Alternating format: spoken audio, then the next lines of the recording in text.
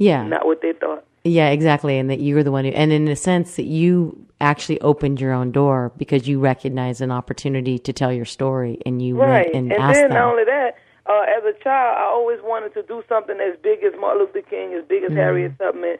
And I used to always say that in the back of my mind, man, I want to do something, and be known forever for something good, you know what I'm saying? I don't want to be known for hustling in the streets my whole life, and I had that little spark of hope in the back of my mind. And now that I do motivational speaking, by the way, one of the things I tell the girls and boys that I speak to a lot of the people I do speak to, was that it was that spark of hope in the back of my mind that you always got to have.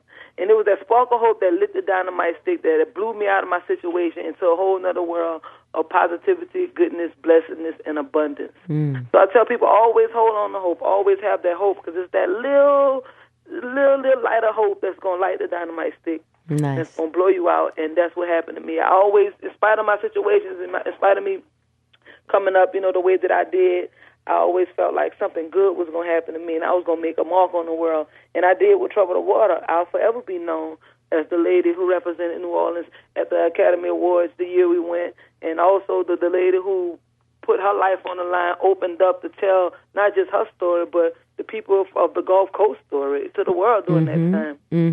Exactly. It's in a time capsule. And I want to just stop you for a second and tell the listeners that you're listening to Women's Voices, and that the voice you're hearing is Kimberly Roberts, and she's a musician and filmmaker and founder of Born Hustler Records, and featured in the Sundance Award Grand Jury Prize-winning documentary Trouble the Water. And maybe we can move into your motivational speaking and how that came, it seems like a real natural progression, because here you were, you came out as this voice for the community. And how was that kind of something that came about naturally? Was it something you looked for? First person say, "Come on, I want you to come to my classroom." How does that work? Well, how it came about was, first of all, I was this woman, this fantabulous woman. That's a new word, fantabulous. I made it up, I think. This fantabulous woman who was full of all these gifts and talents and just had no way to really kind of get it out there, because I was drowned out by surviving every day, trying to take care of my community, trying to take care of myself. I was doing some negative, by selling drugs. I didn't know no better. I didn't know that I was the system, let's call it that, was using me to destroy my community in the name of me coming up or having something, and at the end we all lose. I didn't know that, so I was not conscious about that. So anyway, I have all these talents. Oh, she can rap, she can speak, she's smart, she's this, that, and the other. I didn't know all these things. So what happened was the opportunity presented itself for me to move away from that and see other things. And when I saw other things, I was able to see that I could do more than sell drugs. Like, I was more than a rock seller. I was smart. I had balls. I had ambition. I was in the male-dominant field and, hustling, because more men hustle than women, yet I was thriving. You know what I'm saying? So it's like, how can I use that to do other things?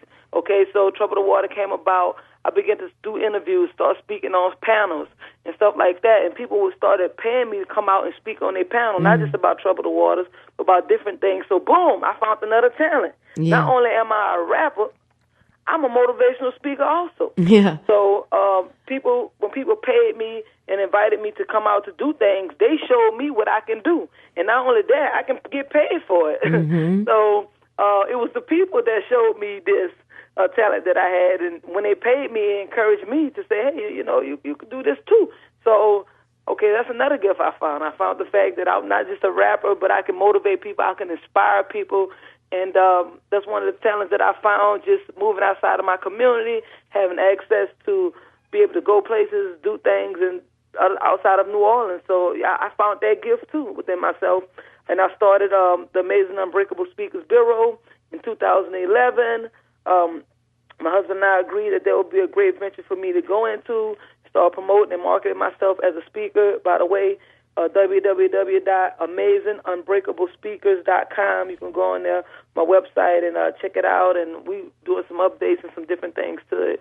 But so start marketing and promoting myself, and people contacted me and really wanted me to be a part of their conventions and school speaking and so on. So that's how Amazing Unbreakable Speakers started. I mean, I just found that to be another talent that I had, but it was kind of drowned out by surviving every day in the streets of New Orleans. And here I'm multi-talented, but couldn't tell it. You know what I'm saying? Based on, my everyday survival at that time. And so your message to people, what do you tell them? My message to people, especially young people, is that in spite of all the isms, especially, what the isms is, the racisms, the sexisms, and all the isms that's out there, nothing could stop you.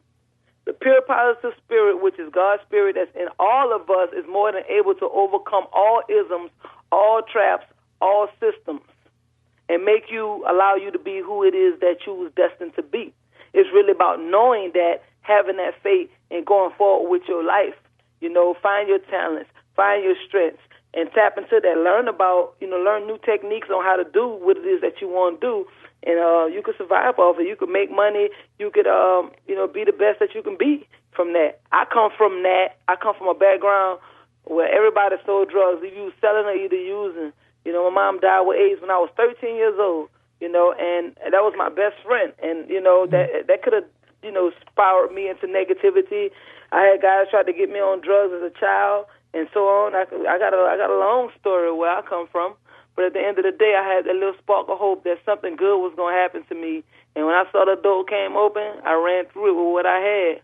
And it wasn't always easy. I had to grow along the way, but nevertheless, I gave my life a chance.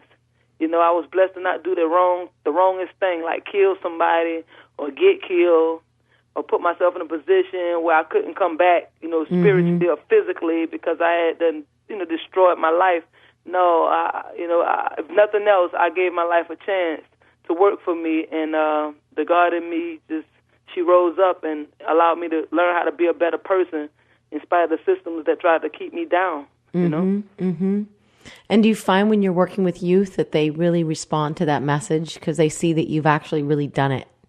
Yeah, they know I'm real. I come in there, and when I speak to youth and older people, I'm just straight up. I don't know no other way to really tell it, but like how it is from my life, and my experience, I speak from. Yeah. I don't know all things, but the things that I do know, and I have a lot of experience, I tell from that area of my life. The speaking come from that in my life, and it's effective. People could feel it because a lot of people could relate one way or the other, being straight up with me, being straight up with them. So, yeah, when I go talk, especially to young people, I go in there, I get the whole hour or 45 minutes I'm talking, they listening. And people say that's rare because young people, you can't hold their attention. So I guess that's one of the gifts that I've been blessed with is to be able to speak with young people or speak to people and just hold their attention, mesmerize them, and kind of get my point across. And do you find, do you have a story of maybe, say, a youth that came to you and spoke of something that you did that inspired them to make a change in their life? Or do you stay in touch with some of the kids that you work with, or a story along those lines? Yeah, actually, I work with the young ladies at the New Orleans. I speak with the girls at the New Orleans. It's called Rain Tree here in New Orleans. Is a foster home. I speak there every Wednesday to these girls, and these girls often tell me that I inspire them. We speak about anger and loving themselves and teaching them how to be self-reliant for when they get out the foster home, and they can be able to learn, continue their learning, and just try to be the best person that they can be in society in spite of the things that has happened to them. So I always get good feedback from them. I go in there, oh, Miss Kim, they really love me. One girl tell me, you the best mom ever. And I'm like, wow. You know what I'm saying? But they look forward to seeing me based on the fact that we can relate. I come from that background in which they're experiencing right now. And I definitely try to encourage them. And they are encouraged. There's been less fighting over there. The girls are getting along better. They're able to see themselves in a better light based on someone being able to relate to them and tell them that you're going to be all right because look at me. I'm living proof that you can be all right and you will be all right. Just got to make the right decisions and take control of your own life. Yeah, yeah, exactly. And kind of that's the aspect of creative thinking, as an artist, as someone who's, you live a creative life from film to music to motivational speaking. But You've that's chosen. not it. I'm one of them queens that can't be defined. Like, I Yeah, don't yeah, think yeah. that's just the enemy. I mean, I don't think I'm never going to be defined as one thing, Until I die, I'm just going to keep on creating because we are deliberate creators. Exactly. And one of the things that I do speak about when I go to the foster home and speak with girls is I try to let them see their value. I try to let them know that they're young queens in this world. You know what I'm saying? They're young queens in this world and they have power, and try to really get them tuned and tapped and turned on into that power that they have, and that's they smarts, not their body, nothing below the chin on down. No, their brain, that they can really, they think, they can think their way through. They don't have to use nothing but their brain, and their brain is the knife for them to cut through all the hype, all the bull, and just really try to get the girls tuned in with themselves. And when women get in touch with the true them, the true queen that's in them, they are powerful.